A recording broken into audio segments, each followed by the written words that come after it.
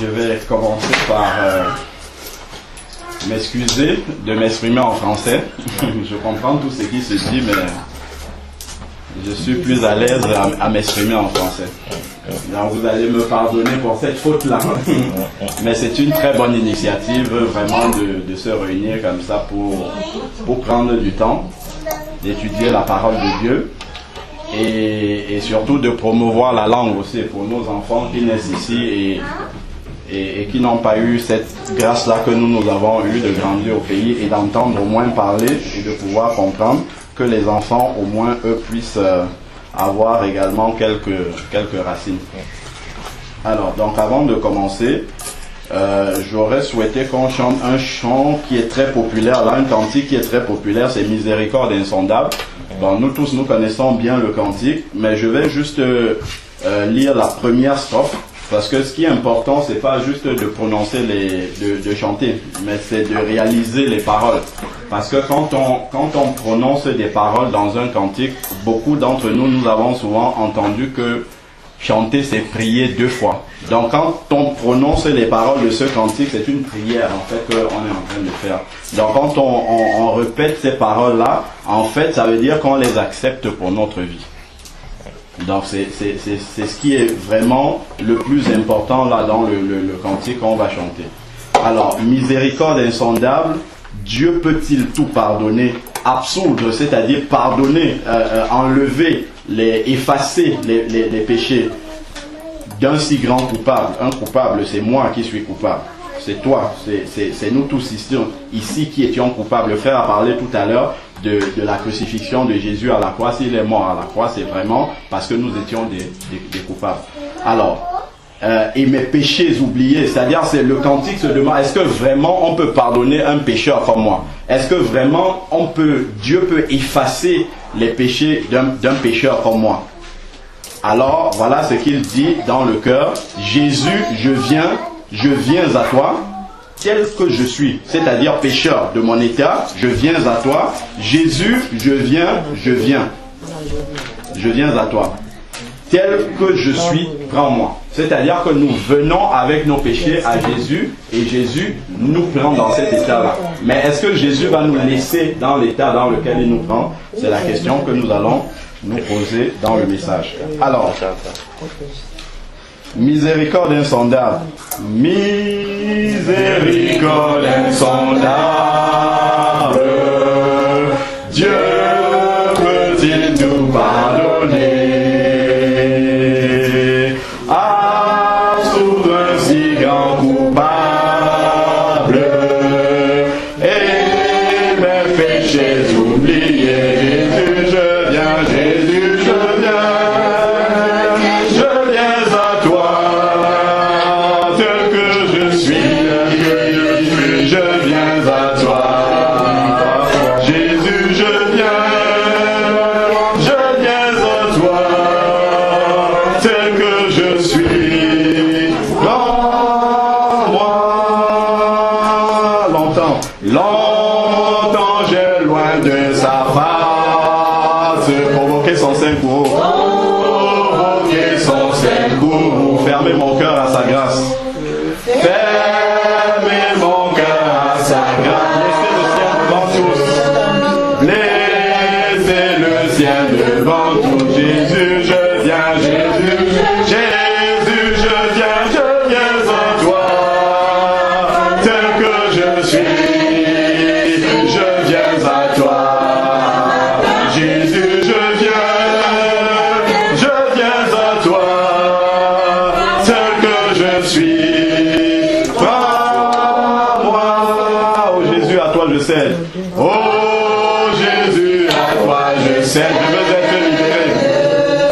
Je veux être libéré de tout péché qui m'obsède.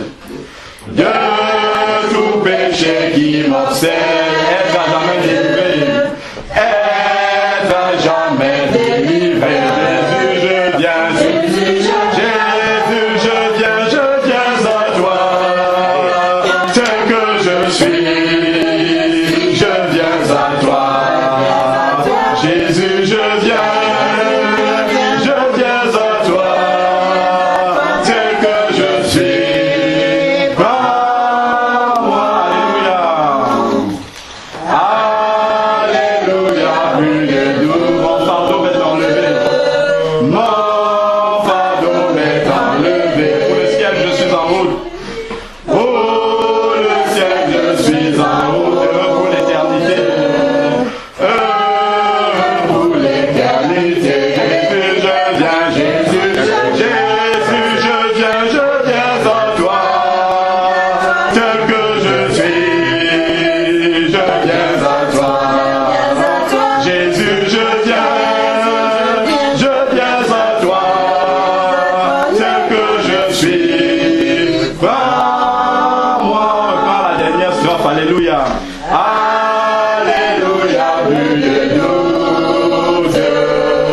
Mon fardeau m'est enlevé.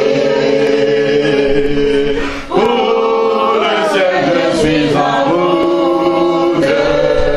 Heureux pour l'éternité. Jésus, je viens. Jésus, je viens à toi. Tel que je suis, je viens à toi. Jésus, je viens à toi. Tel que je suis, prends-moi. Amen. Nous prions encore pour disposer nos cœurs à recevoir la parole de Dieu. Éternel Père, Dieu Tout-Puissant, nous glorifions encore ton nom, Seigneur, pour cette opportunité que tu nous donnes, Seigneur Dieu, de pouvoir nous réunir, Seigneur, en ce lieu pour partager ta parole, Seigneur. Père, nous sommes là, c'est pour t'écouter, ce n'est pas pour écouter un homme, Seigneur Dieu. Et c'est toi, Seigneur, que nous voulons glorifier ce soir. Père, c'est à toi que nous voulons donner toute la place, Seigneur. Que l'homme s'efface et que seul ton esprit, Seigneur, puisse prendre toute la place au milieu de nous. Seigneur Dieu, je te prie de disposer les cœurs, Seigneur, de mes frères et sœurs. Seigneur, je te prie de nous parler à chacun, à moi déjà en premier, Seigneur, puis à chacun de mes frères et sœurs qui sont en ce lieu, Seigneur, qui vont écouter cette parole.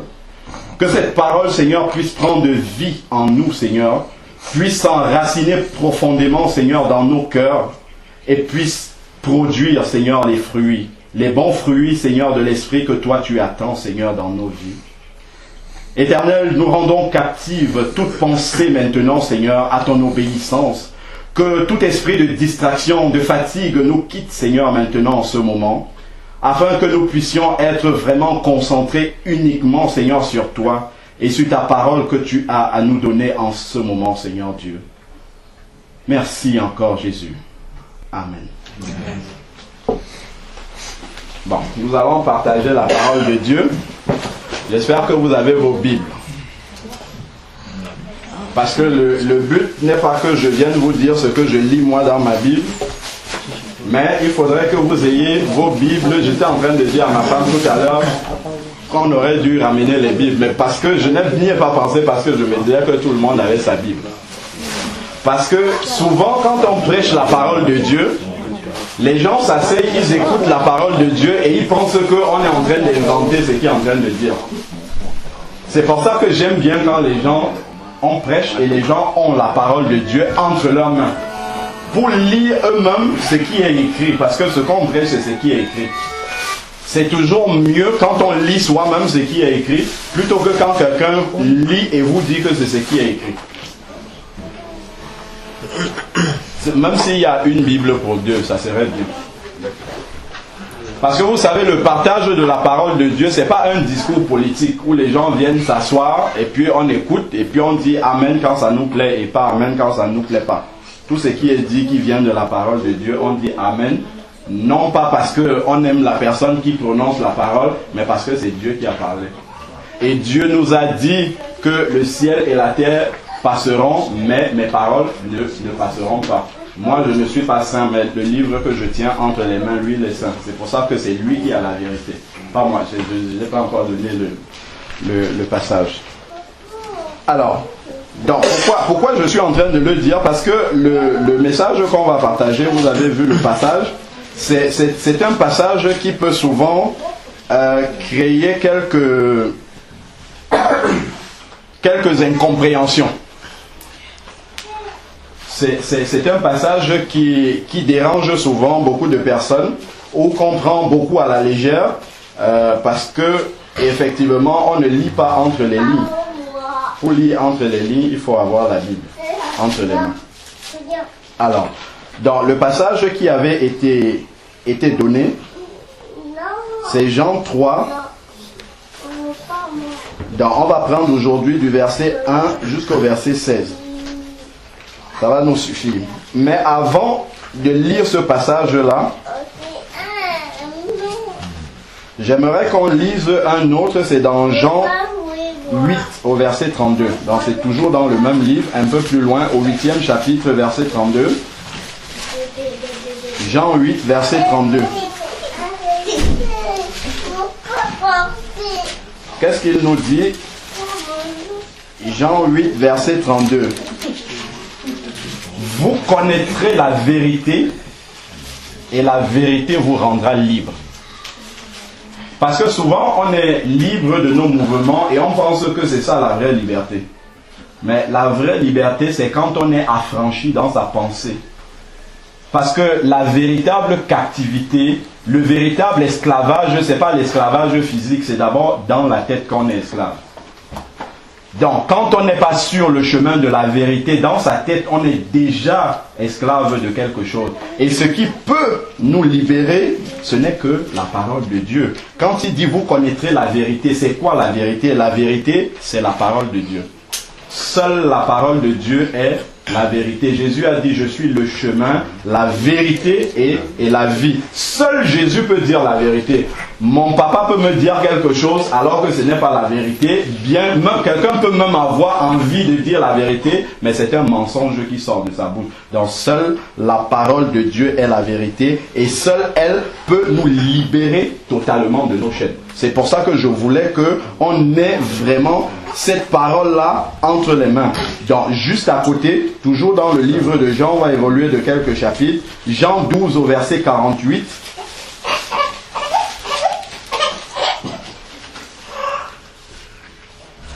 Jean 12, verset 48 nous dit, « Celui qui me rejette », c'est Jésus qui est en train de parler. Il dit, « Celui qui me rejette et qui ne reçoit pas mes paroles, c'est-à-dire la Bible, celui qui me rejette et qui ne reçoit pas ce qui est écrit dans la Bible, a son juge. » Vous voyez? Il a son juge. Et son juge, c'est quoi? C'est pas moi qui vais juger quelqu'un. Voilà la réponse ici. La parole que j'ai prononcée, c'est elle qui jugera quand? Au dernier jour. Donc, je peux avoir mes idées sur la vérité de la parole de Dieu. N'importe qui ici peut avoir ses idées dessus. Chacun peut avoir sa conception de la vérité. Mais au dernier jour, c'est ce que le verset nous dit, c'est la Bible qui va être ouverte. Et c'est par rapport à ce qui est écrit dans la Bible que nous allons être jugés devant le Seigneur. Je pense que tout le monde croit quand même qu'il y aura un jugement dernier. Donc c'est par rapport à ce qui est écrit dans la Bible. C'est pas par rapport à ce qu'on prêche dans une église. C'est pas par rapport à ce que l'église évangélique dit du Cameroun. C'est pas par rapport à ce que les pentecôtistes disent. C'est pas par rapport à ce que les adventistes disent. Tous ces mots-là, on ne les retrouve pas dans la Bible. Protestants, catholiques, évangéliques, tous, on ne retrouve pas ça dans la Bible. Ce qu'on retrouve, c'est la parole de Dieu. Donc c'est pour ça qu'il ne faut pas dire « Ah, dans mon église, on dit ça ». Quand nous passerons devant le jugement dernier, Jésus ne va pas nous demander « Qu'est-ce que ton pasteur disait? Qu'est-ce que ton église disait ?» Il va dire « Qu'est-ce que ma parole disait ?» C'est pour ça que quand on prêche la parole, même si c'est un pasteur qui est en train de parler, le frère parlait du pasteur Porto avec beaucoup d'expérience, qui a fait une grande université, il faut toujours qu'on ait la Bible ouverte pour vérifier si ce qu'on nous dit est vrai. Pour vérifier si ce qu'on nous dit est écrit vraiment dans la parole de Dieu. Parce que ce jour-là, il parle du dernier jour ici, du jugement dernier. C'est cette parole-là qui va être ouverte. Et ce sont ces versets-là que nous avons entre les mains qui vont être lus. Est-ce que ta vie est conforme à ce qui est écrit dans ma parole? C'est pas est-ce que ta vie convenait à ton pasteur dans ton église? Est-ce que ta vie convenait aux anciens de l'église? Est-ce que ta vie convenait à X ou Y? C'est pas cela. Le frère, encore tout à l'heure, c'est bien parce que le message était une bonne introduction, a parlé de Jésus qui est monté à la croix. C'est Jésus seul qui a été à la croix. Aucun pasteur n'a été à la croix pour nous sauver. Aucune église n'a été à la croix. Aucune dénomination n'est montée à la croix pour nous sauver. Seul Jésus a été à la croix. Et dans Jean 1, il nous est dit que Jésus est la parole révélée de Dieu. Donc c'est Jésus qui a la vérité. Et cette vérité-là, il nous l'a laissée dans sa parole. Et c'est lui qui a été à la croix pour nous sauver. dont nous devons nous appuyer entièrement sur cette parole-là. Avant d'avancer, toujours basé sur cette parole, nous allons un peu plus loin dans Jean 17 au verset 11. Il y a un très très bel exemple concernant la parole de Dieu.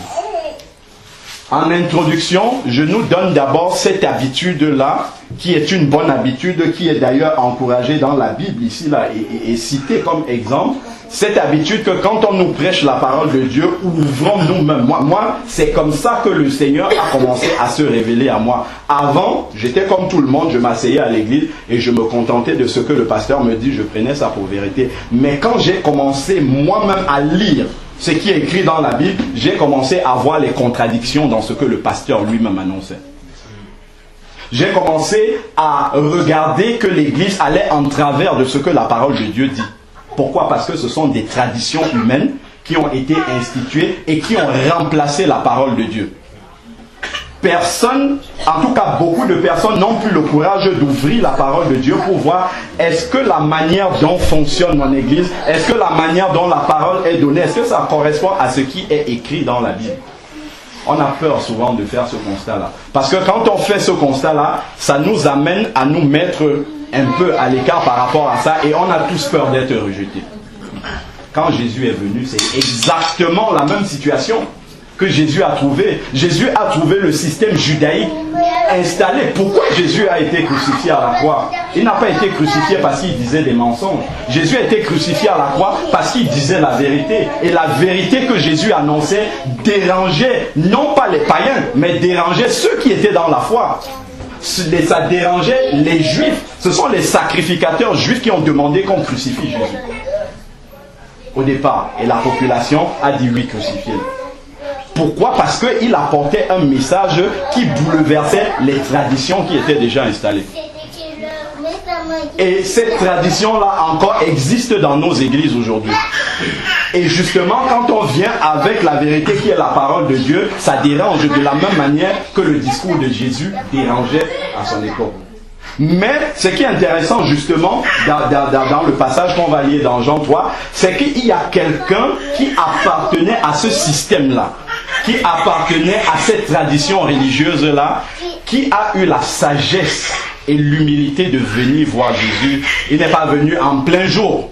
Il n'est pas venu de manière ouverte. Pourquoi? Parce qu'il avait peur. Il avait peur qu'on le rejette.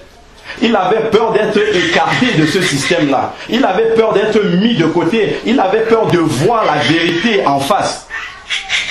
Il est venu de nuit, c'est ce que le passage nous dit. Mais il a quand même eu cette sagesse-là.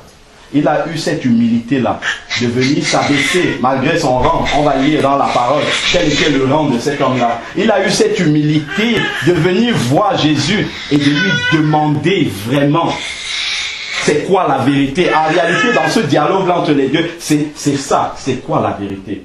Il voulait savoir.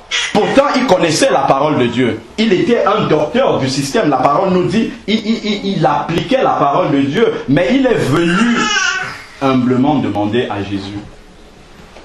Et on va lire la parole de Dieu pour voir ce qu'il demande à Jésus. Et je pense que justement, on ne connaît jamais assez la parole de Dieu. Et je pense que même celui qui a étudié le plus longtemps la parole de Dieu, quand on quittera la terre, on ne la connaîtra pas. Il y a des choses que Jésus va nous révéler pour après. Donc, ne nous disons pas que ça fait 50 ans qu'on est dans l'évangile, ça fait 50 ans qu'on nous lit cette parole, ça fait 50 ans que nous-mêmes nous lisons la Bible, donc on connaît tout ce qui est là. Ce qu'on va lire, beaucoup d'entre nous connaissent le texte, mais seulement disposons nos cœurs pour que le Seigneur nous parle au travers de ce message-là, qu'on le découvre. Moi-même, j'ai souvent lu ce texte-là, mais que le Seigneur nous conduise à le comprendre encore mieux. Dans Jean 3, verset 1. Mais il y avait parmi les pharisiens un chef des Juifs nommé Nicodème. Il vint de nuit, voilà, c'est ce que je disais tout à l'heure. Il vint de nuit auprès de Jésus et lui dit, Rabbi. Vous voyez, il respectait Jésus, hein. Il n'est pas venu comme les autres venaient essayer de tendre les pièges à Jésus. Il est venu en humilité et respect. Il reconnaît. Rabbi, ça veut dire maître. Donc il reconnaît que Jésus est son maître. Nous savons que tu es un docteur venu de la part de Dieu. car personne ne peut faire ces miracles que tu fais si Dieu n'est avec lui. Jésus lui répondit, en vérité, je te le dis, si un homme ne naît de nouveau, il ne peut voir le royaume des cieux. Si un homme ne naît de nouveau, il ne peut voir le royaume des cieux. Ça serait bien que si vous pouvez vous souligner cette phrase-là dans votre Bible. Si un homme ne naît de nouveau, il ne peut voir le royaume de Dieu. Nicodème lui dit, comment un homme peut-il naître quand il est vieux? Il avait un raisonnement humain. Comment un homme peut-il naître quand il est vieux? Peut-il une seconde fois entrer dans le sein de sa mère et naître? Ah, Jésus lui répondit, en vérité, il lui répète exactement ce qu'il lui a dit plus haut. Je te le dis, toi Nicodème, si un homme ne naît d'eau et d'esprit, il ne peut entrer dans le royaume de Dieu. Il lui dit ça une deuxième fois, précédé toujours de en vérité, en vérité. Donc c'est une question de vérité dans le texte. C'est quoi la vérité? Alors, verset 7, ne t'étonne pas que je te dis, il faut, c'est indispensable, il faut que vous naissiez de nouveau. Car le vent souffle où il veut et tu en entends le bruit, mais tu ne sais pas d'où il vient ni où il va. Il en est de même pour quelqu'un qui est né de l'esprit.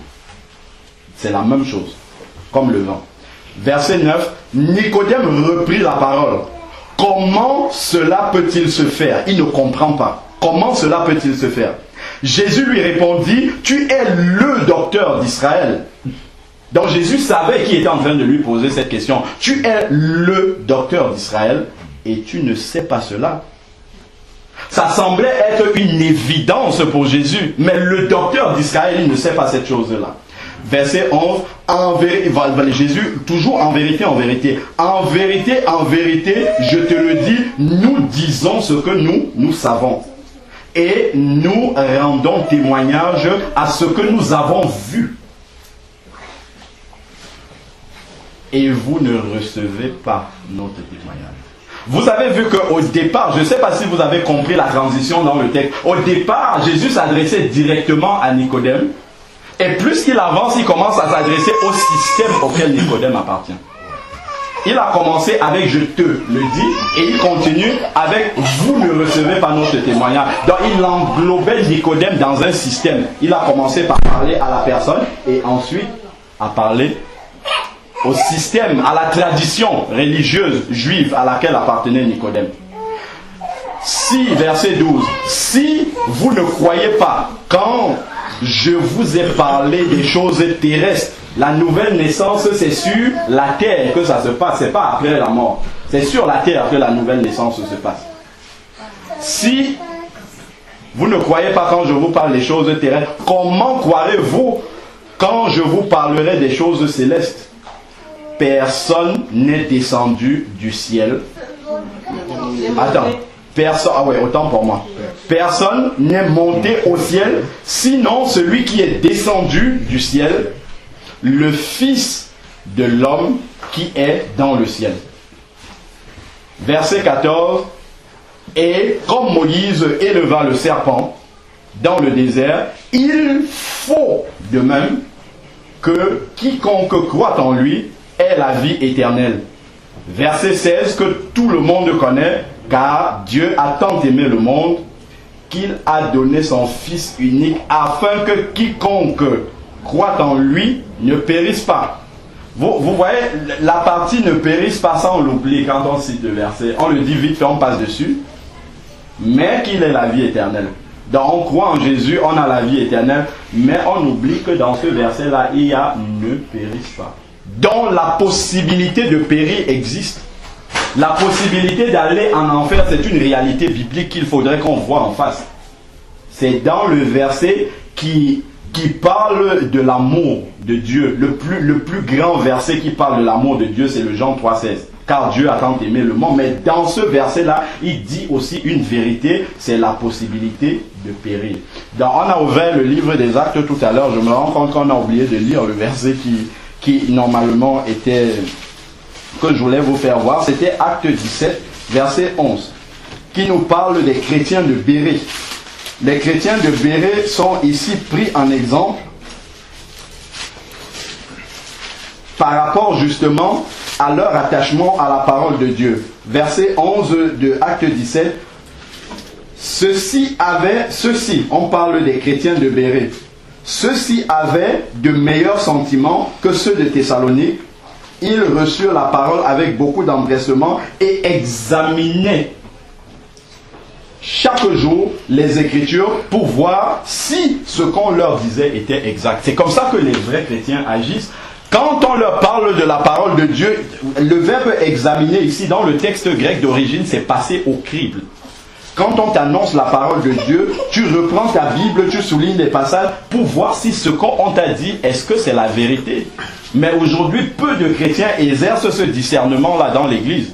Quand le pasteur parle ces paroles d'évangile, on ne vérifie pas. On pense que c'est la parole du pasteur qui, le dernier jour, va être prononcée pour notre jugement. Non, c'est la parole de Dieu. Et ces chrétiens de Bérée, là, ils avaient compris. Et qui est-ce qu'ils vérifiaient l'enseignement de qui? De l'apôtre Paul. C'était un grand apôtre. C'est lui qui a écrit la plupart des livres du Nouveau Testament. Mais eux, ils ne se laissaient pas conduire comme ça. Ils vérifiaient si ce qu'on leur enseignait était la vérité. Alors, on revient à notre texte de Jean 3. Le texte déjà en introduction nous dit une chose. Il y a le premier mot déjà, mais. Vous voyez, dans ce mais-là, il y a une contradiction. C'est-à-dire qu'il va introduire une contradiction. Le mais, ça veut dire toujours contrairement à. Contrairement à quoi? Contrairement aux idées reçues. C'est ce qu'il veut dire là, dans la suite du texte. Contrairement à ce que les hommes ont toujours admis comme vérité. Contrairement à ce que le système juif auquel appartenait Nicodème. Contrairement à ce que ce système-là vous enseigne, voici la vérité. C'est cette contradiction-là que Jésus introduit là, enfin que le texte biblique introduit là. Mais il y avait parmi les pharisiens. Donc déjà, on nous donne l'identité de Nicodème. C'est très très important l'identité ici de la personne qui va discuter avec Jésus. C'est là qu'on comprend le mais. C'était un pharisien. C'est quoi un pharisien? Les pharisiens, c'était des gens qui écoutaient la parole de Dieu, qui essayaient de mettre en application tout ce qui était écrit dans la parole de Dieu. Ils mettaient en application les 613 commandements. Souvent on dit les 10 commandements de la Bible. Il y a 10 principaux, mais au total il y en a 613. Et eux, ils mettaient en pratique les 613, on le voit dans le Levitique, Deutéronome, tout ça. Ces livres-là nous parlent de l'ensemble de tous les commandements de Dieu. Et eux, ils le mettaient déjà en application et ça ne leur suffisait pas, ils en faisaient plus. Ils jeûnaient 2 fois par semaine. Ils donnaient 10% de tous leurs revenus au temple. Ils donnaient l'aumône à tous les pauvres qu'ils rencontraient dans la rue. Donc ils faisaient beaucoup, ils rajoutaient des choses pour essayer de plaire le maximum possible à Dieu. Donc Nicodème, ce n'était pas n'importe qui. Et en plus de cela, la Bible nous dit plus loin que Nicodème enseignait les autres. C'est-à-dire que non seulement il avait lui-même mis en application tout ce qui était dit, mais il était un modèle dans cette mise en application-là. Donc ça nous renvoie à notre propre identité que nous disons chrétienne, entre guillemets, aujourd'hui. C'est que nous avons l'habitude de faire beaucoup de choses, d'aller à l'église depuis toujours, mais Nicodème faisait la même chose. Si Jésus avait parlé comme ça à la femme adultère qui avait été surprise en flagrant délit et qui avait été amenée devant Jésus, on aurait compris que Jésus lui parle en ces termes-là. Si Jésus avait parlé au brigand à côté de lui, on aurait aussi compris. Parce que tout le monde voit ses fautes étalées devant nous. Mais Jésus parle ici à un homme de Dieu. Et il ne parle pas à n'importe quel homme de Dieu. Verset 10, il dit, verset 9, c'est le verset 10 plutôt. Jésus lui répondit, tu es le docteur en Israël. Vous voyez, il n'a pas dit tu es un docteur en Israël. Il lui dit tu es le docteur. Ça veut dire que c'est un des plus grands docteurs en Israël. Nicodème n'était pas n'importe qui. Et c'est à ce plus grand docteur. C'est comme si on parle ici, pour nous qui venons par exemple du Cameroun, dont l'église évangélique est la plus influente. C'est comme s'il parle ici au pasteur président de l'église. Imaginez-vous un peu. Si le pasteur président lui dit, il faut que tu naisses de nouveau. Et nous alors? Et nous qui le suivons? Vous vous imaginez combien de fois le texte s'adresse encore plus précisément à nous?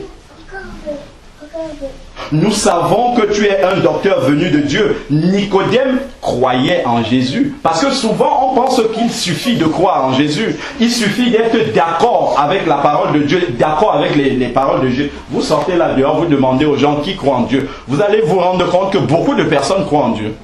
Beaucoup de gens vont vous dire, nous on croit en Dieu.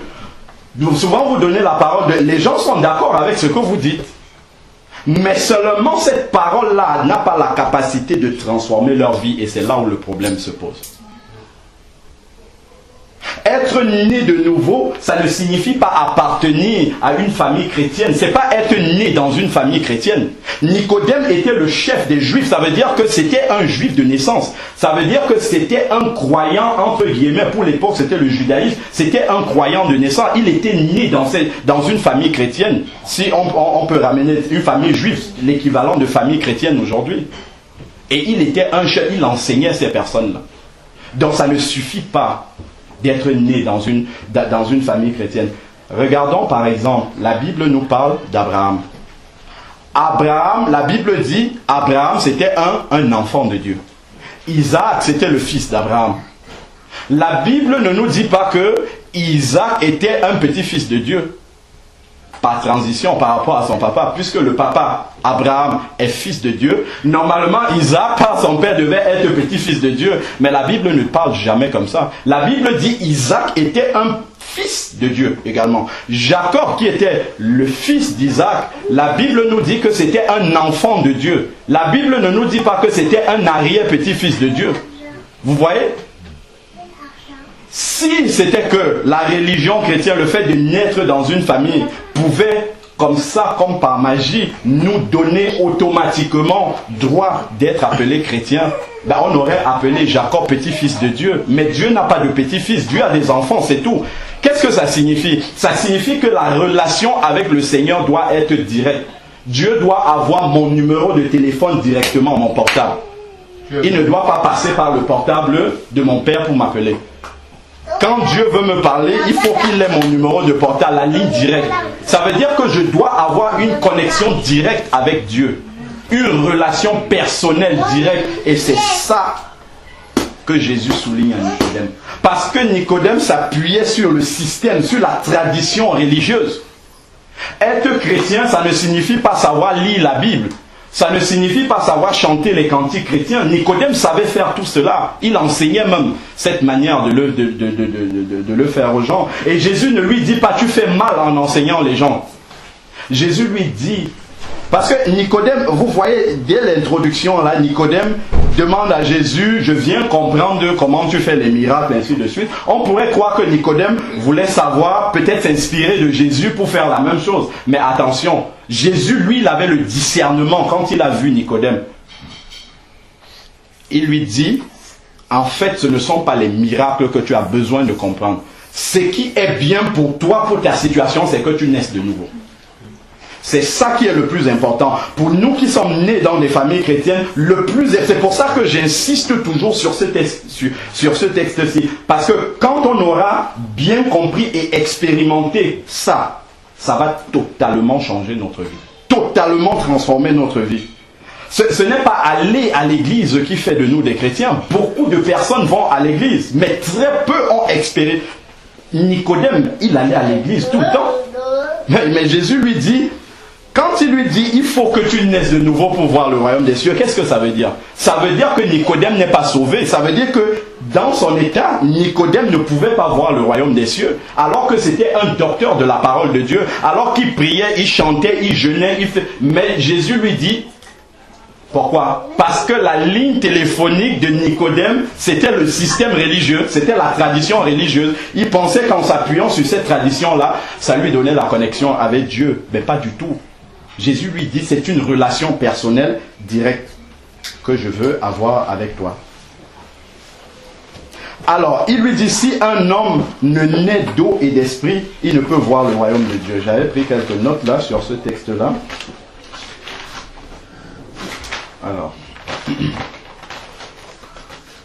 Alors, on se rend bien compte que la nouvelle naissance, ça ne peut pas être le fait de pratiquer des actes religieux. Parce que quand on voit l'identité de celui qui est là, on sait que lui, il faisait déjà tout cela. Voilà ce que Jésus lui dit ici. Il lui dit, ne sois pas surpris, ne t'étonne pas. Ce qui est né de la chair est chair.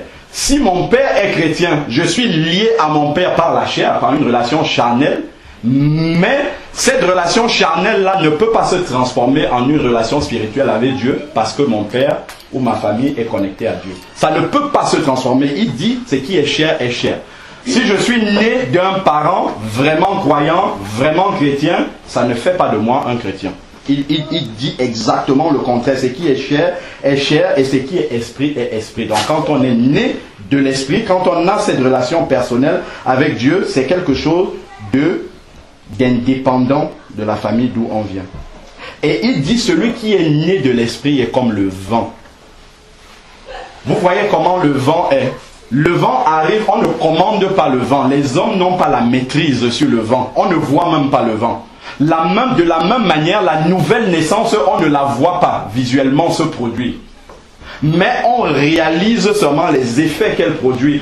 Comme le vent peut arriver, ça souffle, on ne voit pas le vent, mais on va simplement voir les feuilles bouger, on va voir le truc en train de trembler, on va se rendre compte que le vent est là. C'est comme ça que la nouvelle naissance se passe. Vous avez souvent peut-être des personnes dans votre famille que vous voyez changer du jour au lendemain. Ah, on ne comprend pas. Qu'est-ce qui s'est passé dans la vie de cette personne?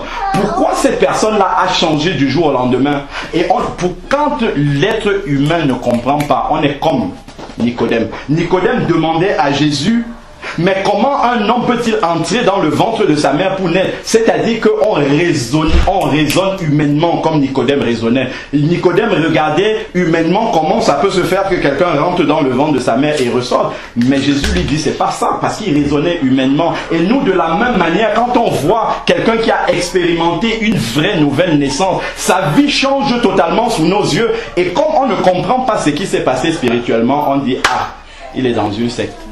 Pourquoi on dit qu'il est dans une secte? Parce qu'une secte, c'est quelque chose d'humain qu'on peut voir, on peut indexer, on peut dire c'est à cause d'eux. Mais ce n'est pas à cause d'eux, c'est à cause de la parole de Dieu qui est entrée dans son cœur et changé son cœur. C'est pour ça que cette personne-là, la nouvelle naissance se passe d'abord à l'intérieur. C'est un changement qui se passe dans le cœur et qui se manifeste ensuite à l'extérieur. Et quand ça se manifeste, c'est comme le vent. On ne l'a pas vu se produire, mais on voit les effets. Ces effets-là, c'est le changement, c'est la transformation de la vie de la personne. Et comme on ne le comprend pas, on va indexer si, on va dire c'est à cause de l'autre. C'est il est entré dans cette porte-là, on lui a parlé de ça, et c'est jamais. Tout ça, c'est quand on ne l'a pas expérimenté soi-même, on ne peut pas en parler. Mais quand on l'a vécu soi-même, quand on voit quelqu'un changer, on comprend ce que la personne a vécu. Parce qu'on raisonne maintenant spirituellement. Et c'est ce qui manquait à Nicodème. Et c'est comme ça que humainement, on vit encore ces situations-là dans les familles et ainsi de suite. Quand on voit les gens totalement transformés comme ça, donc les hommes n'ont pas la maîtrise sur la nouvelle naissance. C'est Dieu qui déclenche cette nouvelle naissance-là. Alors si la nouvelle naissance, ce n'est pas le fait d'être né dans une famille chrétienne, si ce n'est pas le fait de savoir lire la Bible, chanter les cantiques, qu'est-ce que c'est donc? Parce que Nicodème ici avait l'air d'être en règle sur tous les points avec Dieu. Mais Jésus lui dit, jamais tu n'es pas né de nouveau, donc tu n'es pas sauvé. C'était quoi son problème alors? Comment expérimenter une authentique nouvelle naissance biblique? Comment est-ce que je peux me mettre devant les gens et dire, moi j'ai l'assurance que maintenant, là, si je ferme les yeux et que je suis mort, instantanément je vais me retrouver au paradis? Qu'est-ce qui me permet de le dire avec certitude? Nous vivons souvent en espérant simplement qu'on va hériter le royaume de Dieu. Moi j'ai vécu comme ça pendant très longtemps en me disant qu'à la fin, on va peser, si j'ai commis beaucoup d'actes mauvais, beaucoup d'actes bons, on pèse et la balance, hop, si la balance pèse du côté bon, ça ne marche pas comme ça. Ça ne marche pas comme ça. c'est un verset de la parole de Dieu qui se réalise dans ma vie, qui me permet de dire, oui, maintenant je suis sauvé. On va lire dans Jean, juste derrière, Jean 1, 12.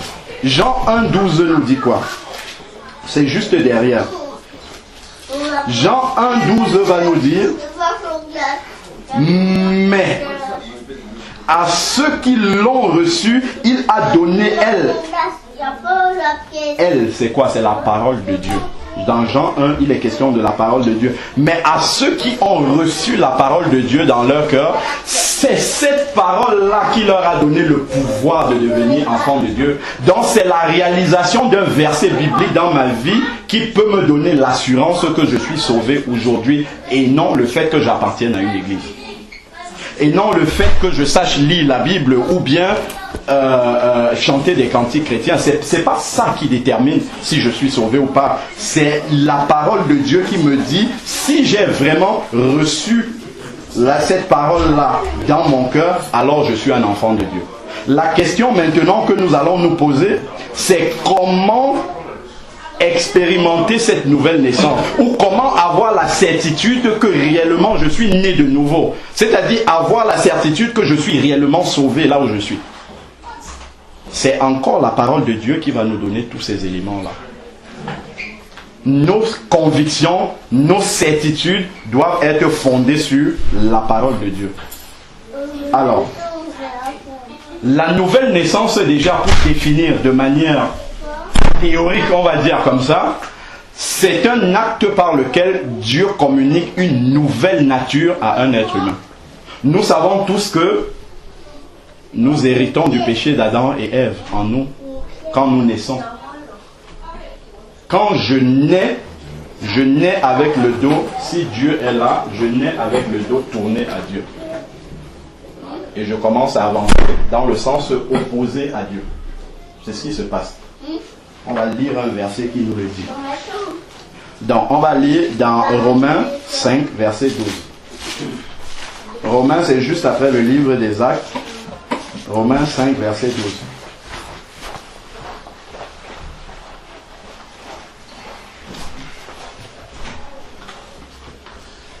Romains 5, verset 12.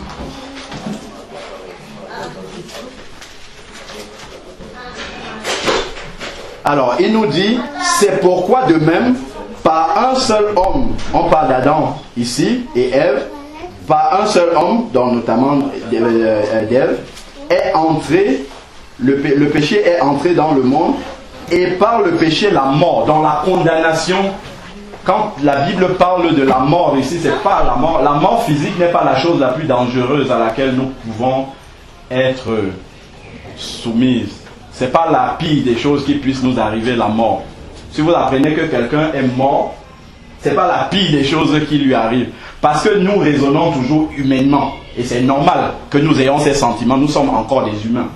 Mais quand on raisonne spirituellement, c'est pas la pire des choses qui puissent nous arriver. La pire des choses, c'est la mort spirituelle. C'est la séparation d'avec Dieu. C'est le fait que si on a fermé les yeux maintenant, c'est l'enfer qui nous attend. Là, par contre, c'est la pire des choses qui puissent nous arriver. Parce que tant que nous sommes encore vivants, on peut encore changer, on peut encore se convertir, on peut encore expérimenter la nouvelle naissance. Et Jésus va dire, le Fils de l'homme a le pouvoir de pardonner les péchés où? Sur la terre. Mais dès qu'on ferme les yeux, c'est fini. Hébreux 9, 27 nous dit, il est réservé aux hommes de mourir une seule fois, après quoi vient le jugement. Donc dès qu'un homme ferme les yeux, son souffle est parti, c'est la sentence qui tombe immédiatement par rapport à la parole de Dieu. C'est pour ça qu'il faut qu'on la prenne avec sérieux et qu'on l'applique telle qu'elle est écrite. C'est pour ça que j'insiste toujours sur ce qui est écrit. Est-ce que ce en quoi je pense, est-ce que ma conversion, ma conviction d'être un vrai chrétien, est-ce que c'est fondé sur la parole de Dieu ou est-ce que c'est fondé sur la parole d'un homme, la parole d'une église? Jérémie 17 au verset 9 va nous, au verset 5 va nous dire maudit l'homme qui se confie en l'homme. Donc si j'ai placé ma conviction dans le système comme c'était le cas de Nicodème, le système religieux, je suis quelqu'un qui suis maudit, donc perdu. Donc pour expérimenter cette nouvelle naissance-là. On a vu que Jean 1,12 nous dit à ceux qui l'ont reçu, elle a donné le pouvoir de quoi? De devenir enfant de Dieu. Donc on ne naît pas chrétien, c'est pas quelque chose d'inné, c'est pas quelque chose qu'on reçoit en héritage, mais on le devient pour devenir enfant de Dieu. Elle a donné le pouvoir de devenir enfant de Dieu. Donc il faut expérimenter cette nouvelle naissance-là pour devenir un enfant de Dieu. Alors, comment donc expérimenter cette nouvelle naissance-là? La première des choses à faire, c'est de reconnaître sa culpabilité. C'est de reconnaître qu'on est un pécheur perdu. De reconnaître qu'en naissant, on a hérité du péché d'Adam et Ève. On est né, comme je disais tout à l'heure, le dos tourné à Dieu et on avance dans le sens opposé à Dieu. Et quand on entend la voix de Dieu, on fait un demi-tour de 360 degrés pour aller maintenant vers Dieu. C'est ça la conversion. La conversion, c'est ça. Je suis né avec le dos tourné à Dieu et j'avance contrairement à Dieu. Et quand je me convertis, je fais 180 degrés et je viens vers Dieu. C'est ça la conversion. Conversion, c'est un demi-tour complet comme ça. 180 degrés sur ma vie et j'avance. Pourquoi ne vous étonnez pas, vous ne vous étonnez pas que dans nos églises au Cameroun, nous connaissons des anciens, des pasteurs, ça fait 50 ans qu'on les connaît, ils sont toujours les mêmes, leur vie n'a pas changé. S'ils étaient adultères, ils commettent toujours l'adultère, s'ils volaient, ils voleront toujours. Si, je sais pas moi, ils étaient brutaux envers leurs femmes, ils auront toujours ça. Ils sont toujours les... Et la parole de Dieu n'a jamais changé, rien en eux. Pourquoi? Parce qu'ils ne sont pas nés de nouveau. Quand on est de nouveau, à partir de ce moment-là, il y a un équipement qu'on reçoit dans le cœur. C'est le Saint-Esprit.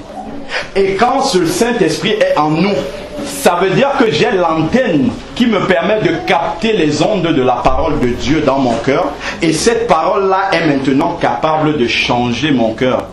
Et quand ça change dedans, ça change aussi après à l'extérieur. Mais tant qu'on n'a pas expérimenté cette nouvelle naissance-là, on n'a pas l'équipement nécessaire pour recevoir la parole de Dieu. Souvent, on parle de Hierengam, c'est-à-dire le catéchisme. C'est bien, c'est une bonne chose de Hierengam, d'apprendre le catéchisme. Mais quand on lit dans Matthieu 28, quand Jésus partait, il dit « Tout pouvoir m'a été donné dans le ciel ». Après, il dit « Allez et faites de toutes les nations des disciples ». C'est-à-dire, allez faire en sorte que les nations expérimentent la nouvelle naissance. Et après, il dit quoi? Les baptisants au nom du Père, du Fils et du Saint-Esprit, on expérimente la nouvelle naissance, on est baptisé. Et qu'est-ce qu'il dit? Et enseignez-leur à observer tout ce que je vous ai prescrit. C'est-à-dire que le catéchisme doit arriver, l'enseignement de la parole doit arriver après la conversion. Parce que quand on demande à quelqu'un d'aller faire le catéchisme avant d'être converti, avant d'être baptisé, il ne va rien comprendre au catéchisme. Sinon quelque chose d'intellectuel. Moi je le dis parce que moi j'ai fait le catéchisme pendant 2 ans. Et j'ai eu 18 sur 20 à l'examen du catéchisme. Mais je n'étais pas chrétien du tout, du tout. Les 18 sur 20, c'était bien sur le papier, ça m'a permis de faire une belle fête, mais ça n'a rien changé dans ma vie. Rien du tout. Le blanc à l'église le matin, et le soir je fais ce que je veux. C'est-à-dire qu'il n'y a rien en moi qui me retient quand je suis prêt à transgresser la parole de Dieu. Mais quand quelqu'un a expérimenté la nouvelle naissance, il a reçu le Saint-Esprit. Et la Bible dit, vous recevrez le Saint-Esprit, le consolateur, qui vous rappellera mes paroles. C'est-à-dire, le Saint-Esprit qui est en nous, c'est lui qui nous empêche, c'est lui qui nous rappelle la parole de Dieu au moment où on est prêt à la transgresser et qui nous dit, attention, ce que tu vas faire là, Dieu n'aime pas ça. On a cette petite voix-là à l'intérieur de nous qui nous parle maintenant à chaque fois quand on a expérimenté la nouvelle naissance. C'est ça qui fait la différence entre quelqu'un qui va à l'église et quelqu'un qui est vraiment né de nouveau. Et il y a un qui fait tout bien à l'église, on le voit, mais dehors il vit comme il veut. Et celui qui vraiment est converti, il va aussi à l'église, mais dehors, tu le vois, il est toujours comme il était à l'église. Parce que c'est la même personne. Mais celui qui n'a pas expérimenté la nouvelle naissance, il y a une duplicité. Tu vois une personne à l'église et dehors c'est quelqu'un d'autre. C'est ça qui fait toute la différence. C'est la nouvelle naissance. Et les pharisiens, justement, ils avaient tout l'habillement extérieur du chrétien, c'est-à-dire tout était à l'extérieur, mais dedans, il n'y avait rien. Donc, c'est de reconnaître sa culpabilité. On lit dans Romains 3,10, c'est bien de garder ce passage-là, qu'il n'y a pas de juste sur la terre. Donc, si nous croyons que nous étions justes, la Bible nous dit que nous ne sommes pas justes du tout. Il n'y a pas un seul juste sur la terre. Romains 3, verset 10. Et Romains 3 au verset 33 nous dit que tous les hommes ont péché. Peu importe, tous ces hommes que vous voyez sur la terre ont péché. Et s'ils sont péchés, ils sont privés de la gloire de Dieu. C'est-à-dire qu'ils sont privés du paradis de Dieu. Tous les hommes, dont moi j'en fais partie. Jérémie 17, donc au verset 9, va nous dire: le cœur de l'homme est tortueux et mauvais. Qui peut le connaître? C'est Dieu qui parle dans sa parole. Vous, si vous avez besoin de savoir comment fonctionne un iPhone, allez demander à Apple. Eux, ils vont vous dire comment marche un iPhone. Donc, si je veux connaître comment le cœur de l'homme fonctionne, je ne vais pas aller demander à un autre homme comment le cœur de l'homme fonctionne. Je demande à celui qui a créé les hommes, c'est-à-dire à Dieu. Et si je demande à Dieu, c'est dans la parole. Et la parole de Dieu nous dit que le cœur de l'homme est tortueux. Donc, j'ai un cœur qui est mauvais à la base quand je nais. Il faut que j'accepte que mon cœur aime, quel que soit tout le bien que j'ai fait sur la terre, tous les gens que j'ai aidés, tout ça c'est bien, mais c'est humain parce que ce n'est pas inspiré justement du Seigneur. C'est inspiré encore par moi, par la chair, par une chair non régénérée, c'est-à-dire par quelqu'un qui n'est pas vraiment inspiré de Dieu pour faire de bonnes choses. Donc tout cela ne sert pas au Seigneur. Donc je suis mauvais à la base. Je réalise que je suis pécheur. Et c'est dans Romains... Déjà, toujours dans le réaliser qu'on est coupable, on a Luc 19 au verset 10 qui nous dit que le Fils de l'homme, Jésus, est venu chercher et sauver ceux qui étaient perdus. Donc si je ne reconnais pas que j'étais perdu, Jésus ne peut pas me sauver, il ne peut rien pour moi. Si je pense que je suis tellement bon que j'ai pas besoin de passer par cette nouvelle naissance, ou que tout ce que je fais dans l'église peut m'aider à avancer comme ça, la Bible me dit non. Jésus sauve ceux qui reconnaissent qu'ils sont pécheurs, chercher et sauver ceux qui étaient perdus, ceux qui ont reconnu qu'ils sont perdus.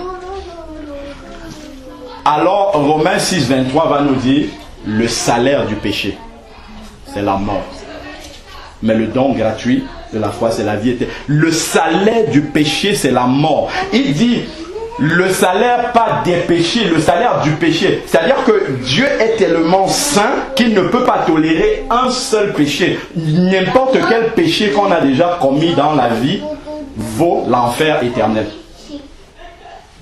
Un seul péché, pas beaucoup, un seul, ça vaut l'enfer, parce que Dieu est tellement saint qu'on ne peut pas. Même tout le bien qu'on a fait, au moins un jour on a peut-être menti à quelqu'un. Au moins un jour on a fait un truc qui était donc personne n'est bon. Maintenant qu'on a reconnu la culpabilité, maintenant qu'on a reconnu le prix de cette culpabilité-là, c'est-à-dire aller en enfer.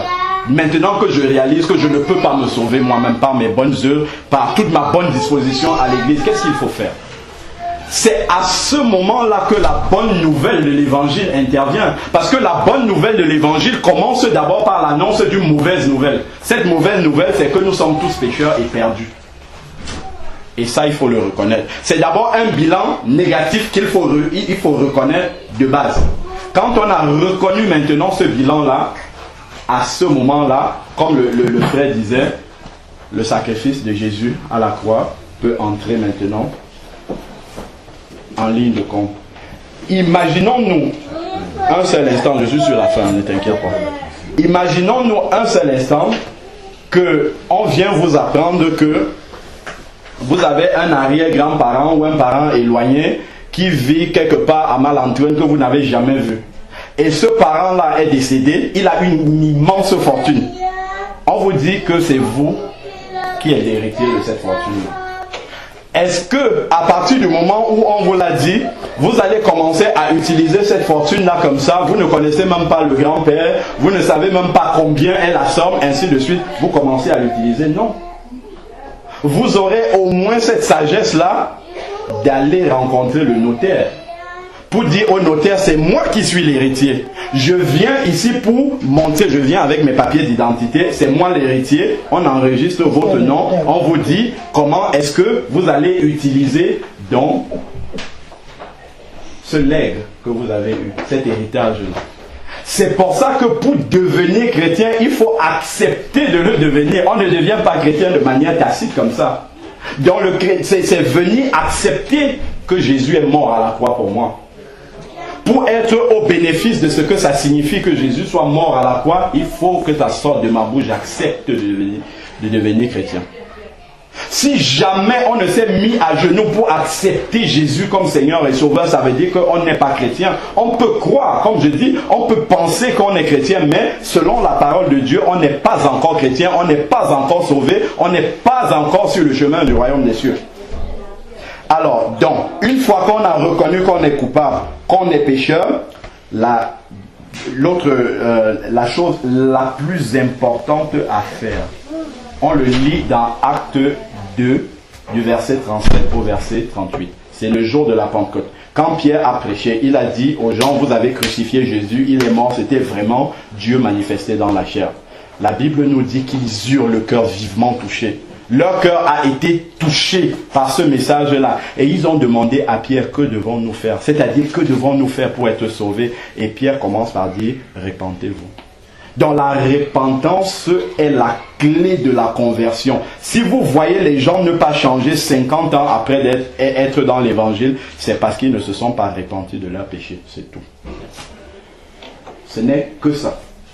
Jamais ils n'ont fait ce demi-tour-là sur leur vie. Se repentir, c'est quoi? C'est de m'asseoir, de prendre une feuille blanche. Je vous donne juste une image. Après, chacun peut le faire de manière différente.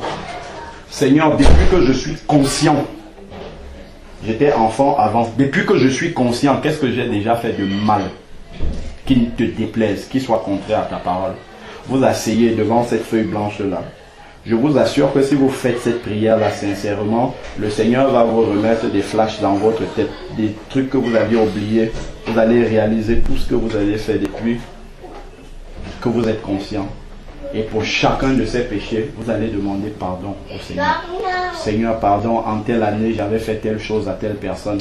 Pardon. Et dans la repentance, le Seigneur peut également vous envoyer demander pardon à des personnes semblables à nous, à des humains. Vous allez demander pardon aux gens. Et plus vous demandez pardon au Seigneur, le Seigneur lave votre cœur, en fait. Imaginons-nous qu'on vous dise aujourd'hui que Barack Obama va venir habiter ici pendant une semaine avec toi. Barack Obama, c'est un être humain. Il a certes une grande influence dans le monde, mais ça reste un être humain. Si on nous dit que Barack Obama va venir dans cette maison, j'imagine que la première chose que Julie va faire, c'est de revoir son menu déjà. Qu'est-ce qu'elle va préparer de bonne nourriture, des choses qu'elle n'a pas l'habitude de faire. On va peut-être refaire la peinture, on va faire le nettoyage ici partout. Il ne faut pas que la moindre chose traîne. Pourquoi? Pour accueillir Barack Obama, parce que c'est une personnalité importante. La nouvelle naissance, c'est le Saint-Esprit qui va venir habiter dans mon cœur. Si mon cœur est sale, le Saint-Esprit ne peut pas habiter dans mon cœur. Impossible. C'est pour ça que la repentance, c'est pendant cette repentance-là que mon cœur, Dieu nettoie mon cœur. En demandant pardon pour mes péchés, Dieu nettoie mon cœur afin que l'Esprit de Dieu puisse venir habiter dans mon cœur. Quand on voit le jour du baptême de Jésus, la colombe est descendue sur lui.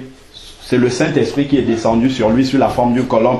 Et la colombe, c'est l'animal qui déteste le plus la saleté. Si vous mettez un peu de saleté là où la colombe est pas. C'est pour ça que pour que le Saint-Esprit vienne réellement habiter dans mon cœur, il faut que le nettoyage de la repentance ait eu lieu.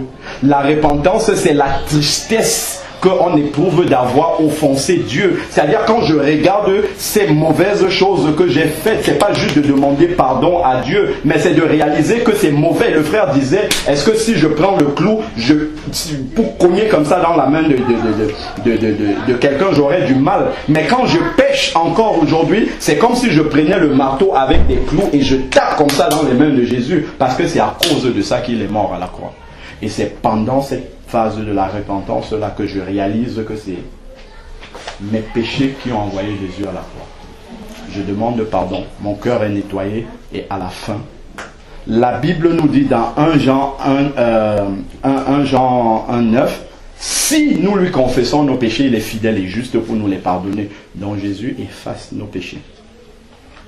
C'est son sang qui efface ses péchés. Mais si je n'ai pas prononcé de ma bouche, Seigneur, je te demande pardon par rapport à telle chose, Jésus ne pardonne pas. Mes péchés sont encore sur moi. Si je meurs aujourd'hui, le jugement arrive sur moi. Tous mes péchés sont encore là. Donc après cette phase de repentance, le Saint-Esprit vient habiter en moi. Et c'est ce Saint-Esprit-là qui va m'aider maintenant à marcher. Comme je disais tout à l'heure, quand je serai devant une situation où je suis prêt à pécher, le Saint-Esprit va me dire, attention, là tu vas encore déshonorer Dieu. Là, attention, tu vas encore taper un clou. Et tu vas dire, non Seigneur, j'ai compris que ma vie a changé. La repentance, le mot repentance dans la Bible, ça vient d'un terme grec, c'est le métanoïa, c'est un changement de mentalité. C'est pour ça que quelqu'un qui est passé par la nouvelle naissance, après on ne le comprend plus. Parce que ça a changé le plus profondément dans sa tête, ça a changé, mais c'est à cause de la repentance. C'est la clé du tout, le message qu'on dit. À cause de la repentance, Jésus a envoyé un prophète pour parler uniquement de ça. Il a même baptisé les gens, le baptême de repentance, Jean-Baptiste. Il est venu pour prêcher uniquement sur la repentance. Et Jésus va dire que Jean-Baptiste est le plus grand de tous les prophètes. Pourquoi? À cause du message qu'il prêchait. Parce que c'est le plus important. Répentez-vous car le royaume de Dieu s'est approché. Le message, là on vit la fin des temps. Jésus va bientôt revenir. Le seul message qu'on peut prêcher aux hommes, c'est la repentance. C'est repentez-vous, reformons, changeons nos voies et puis prenons le chemin vraiment du salut. Je vais finir. 1 Jean 3, c'est le dernier verset. 1 Jean 3, du verset 9 au verset 10.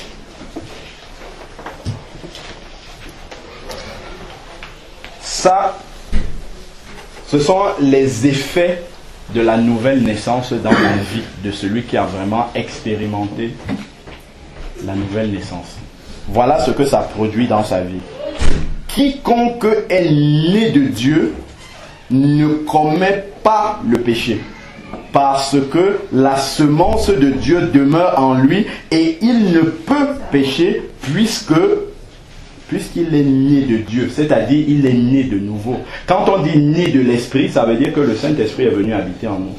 Quand quelqu'un est né de Dieu, quand il a vraiment expérimenté cette nouvelle naissance-là, il ne peut pécher. En fait, c'est pas qu'il ne va plus jamais pécher, mais c'est qu'il ne continue pas à vivre dans le péché. Le péché devient un accident dans sa vie. Si je suis assis là, je vis consciemment dans un péché que Dieu m'a montré, je sais que j'ai ce péché-là dans la vie, et que je peux le confesser et l'abandonner, mais je décide de garder ce péché dans ma vie, ça veut dire que je n'ai pas expérimenté la nouvelle naissance. Ça, c'est un test très simple. Si ça ne me dérange pas d'avoir péché, ça veut dire que le Saint-Esprit n'habite pas en moi. Lorsque vous voulez voir réellement si vous êtes né de nouveau, observez votre attitude par rapport au péché. Vous avez offensé quelqu'un, vous avez commis quelque chose où vous sentez que c'est pas bien. Comment est-ce que vous réagissez par rapport à ça? C'est déjà là devant vous. Est-ce que vous allez tout de suite vous mettre devant le Seigneur et dire, Seigneur, je constate que j'ai mal fait? Ça, c'est l'attitude de quelqu'un qui a vécu, expérimenté la nouvelle naissance. Mais pour celui qui n'a pas expérimenté la nouvelle naissance, certains ne s'en rendent même pas compte. Celui qui a un peu de discernement va dire, de toute façon, c'est pas grave, Dieu comprendra.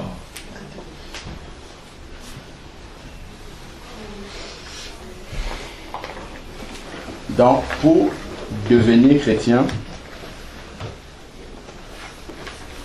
c'est dans Actes 17:30 où la Bible dit que Dieu annonce en tout lieu et à tous les hommes qu'ils aient à se repentir à cause du jugement qui va venir. Dans le message d'aujourd'hui, c'est: ai-je réellement expérimenté la nouvelle naissance dans ma vie? Est-ce que réellement je suis devenu un chrétien ou est-ce que j'ai hérité de la chrétienté par rapport au système dans lequel je suis né, par rapport à mes parents, mes tantes, mes oncles, et ainsi de suite? Ou est-ce que réellement j'ai expérimenté cette conversion? Est-ce que j'ai la certitude que le Saint-Esprit vit en moi? Pourquoi ce message est si important? Parce que c'est une question, il a dit, celui qui n'est pas né de nouveau ne pourra voir le royaume des cieux. Ça veut dire que ce message, quand je dis, est-ce que tu as expérimenté, quand la Bible dit, c'est pas moi qui dis, est-ce que tu as expérimenté la nouvelle naissance, ça veut dire, est-ce que tu as choisi où tu vas passer l'éternité? C'est ce que ça veut dire.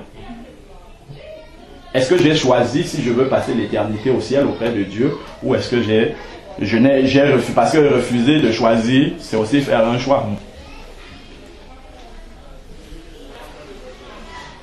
Parce que c'est pas automatique. J'espère que nous avons été bénis par la parole. Je vais prier pour la fin. Demander au Seigneur que vraiment cette parole-là puisse, qu'il continue lui-même, parce que moi j'ai exposé le message avec des mots d'homme. Mais Dieu seul a la capacité, on va poser des questions après. Dieu seul a la capacité de parler le langage des cœurs, que moi je ne connais pas. Dieu est capable, après ce message, si vraiment notre cœur était disponible, Dieu est capable de continuer à nous parler et surtout de nous expliquer lui-même par ses propres mots. Par des mots que chacun de nous peut comprendre personnellement. Parce que peut-être moi, ma manière de m'exprimer ne correspond pas à ce que mon frère ou ma soeur à côté de moi peut comprendre. Mais le Saint-Esprit, lui, il a la capacité de dire, d'expliquer exactement ce que vous devez comprendre dans le cœur. Mais tout dépend de la disponibilité de notre cœur. La Bible nous dit dans Apocalypse 3:20, c'est Jésus qui dit « Je me tiens à la porte et je frappe ». Celui qui entend ma voix. Donc il faut avoir entendu cette parole de Dieu. Et qui ouvre. Donc il y a un acte, il y a une démarche, il y a un premier pas que nous devons faire. Et celui qui ouvre, j'entrerai dans sa maison, je souperai avec lui et lui avec moi.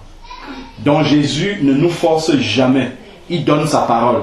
Si notre cœur est ouvert, si nous sommes humbles comme Nicodème, pour dire Seigneur, bien que je sois longtemps dans le Seigneur, Nicodème était plus longtemps que nous tous ici dans le Seigneur. Il avait étudié cette parole-là pendant plus longtemps que nous tous ici. Mais Jésus lui dit, tu n'es pas né de nouveau, tu ne peux pas voir le royaume des cieux, tu n'es pas sauvé. Est-ce que moi, dans ma condition, est-ce que réellement, quand je regarde cette parole de Dieu là en face, qui elle seule est la vérité, est-ce que j'ai la certitude que j'ai expérimenté ce dont on a parlé ce soir?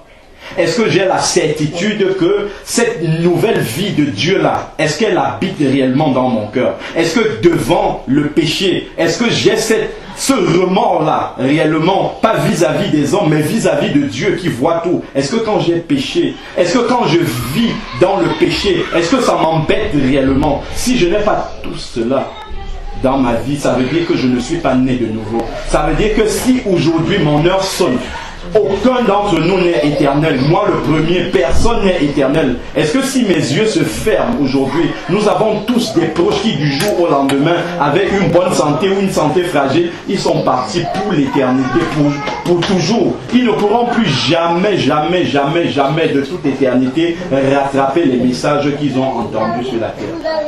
Cette décision-là, qui engage l'endroit où nous allons passer l'éternité, c'est une décision qui se prend de notre vivant avant qu'il ne soit trop tard. La Bible nous dit, si tu entends la voix de Dieu, n'endurcis pas ton cœur. La Bible va encore nous dire que aujourd'hui t'appartient, mais demain ne t'appartient pas. Demain appartient à Dieu. Parce que Dieu seul sait demain dans quelle situation nous serons chacun d'entre nous. Demain je peux être dans un coma où je ne peux plus parler, je ne peux plus accepter Jésus. C'est trop tard maintenant pour moi. Dieu seul le sait. C'est aujourd'hui le jour du salut.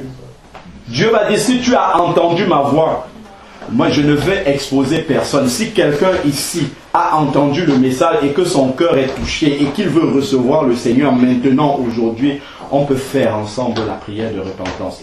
Parce que Dieu est disponible. Il dit, approchez-vous de moi. Celui qui cherche le Seigneur, je me laisserai trouver par lui. C'est Dieu qui le dit dans sa parole. Mais si nous voulons faire les orgueilleux, parce que nous connaissons trop la parole de Dieu depuis très longtemps, chacun va rencontrer Jésus avec sa parole et pourra lui-même répondre à Jésus. Moi, je parle comme un homme aujourd'hui. Je suis un homme. Mais demain, quand nous serons dans les 4 planches, à 2 mètres sous terre, c'est la même parole qui va nous être prêchée. Mais là, ça ne sera pas par un homme. Ça sera par Dieu lui-même. C'est Jésus lui-même qui va prêcher cette parole. Et il sera trop tard. Donc, mes frères, mes sœurs, mon exhortation aujourd'hui, c'est que chacun d'entre nous rentre chez lui, accompagné par la grâce de Dieu, et qu'il se pose personnellement cette question. Le fait que moi j'ai expérimenté la nouvelle naissance, ça n'engage que moi. Je ne peux rien pour la nouvelle naissance de ma femme. Même si nous dormons sur le même lit, je ne peux rien. Je ne peux que lui dire, je t'exhorte toi aussi à expérimenter cette nouvelle naissance. Pour ma fille, je ne peux rien. Je ne peux que lui dire qu'il faut que tu passes par ce chemin. Jésus a dit à Nicodème, il lui parlait personnellement, toi tu dois expérimenter la nouvelle naissance. Donc c'est une démarche personnelle que nous devons avoir chacun envers le Seigneur pour cette nouvelle naissance qui est la clé du royaume des cieux. Je vais prier. Seigneur Dieu Tout-Puissant, nous bénissons ton nom, Seigneur, pour ta parole qui a été donnée. Père, tu nous dis que ta parole ne sort et ne retourne à toi, Seigneur Dieu, sans avoir accompli ta volonté, Seigneur. Tu sais pourquoi tu as voulu que cette parole-là soit prononcée ce soir, Seigneur Dieu. C'est aussi toi, Seigneur, qui as convié, Seigneur, dans cet appartement qui nous accueille, toutes les personnes qui étaient présentes. Seigneur, comme tu as dit à Nicodème, il faut que tu naisses de nouveau. Alors que Nicodème venait te poser une question tout autre sur les miracles que toi tu faisais. Seigneur, tu sais pourquoi tu as convié chaque personne dans cet appartement. Les uns et les autres sont peut-être venus avec des attentes différentes, Seigneur. Sont venus avec leurs propres problèmes, avec leurs propres questions. Seigneur, mais toi tu as posé ta question fondamentale, comme tu l'as posée à Nicodème. Seigneur, la question de la nouvelle naissance est une question personnelle. C'est pourquoi je te remets, Seigneur, mes frères et sœurs, en ce moment, que chacun puisse examiner, Seigneur, passer vraiment ce test-là de ta parole. Est-ce que réellement, Seigneur, chacun de nous s'est repenti de tous ses péchés? Est-ce que chacun de nous a réellement reçu le Saint-Esprit en lui? Ta parole nous dit, dans Proverbe 28 au verset 13, que celui qui confesse ses transgressions et qui les abandonne obtient miséricorde, Seigneur Dieu. C'est-à-dire qu'il est indispensable de confesser nos péchés et surtout de les abandonner afin que tu nous pardonnes. Ce n'est que lorsque tu nous pardonnes que nous sommes aussi justifiés, Seigneur. Nous recevons la justice de Jésus.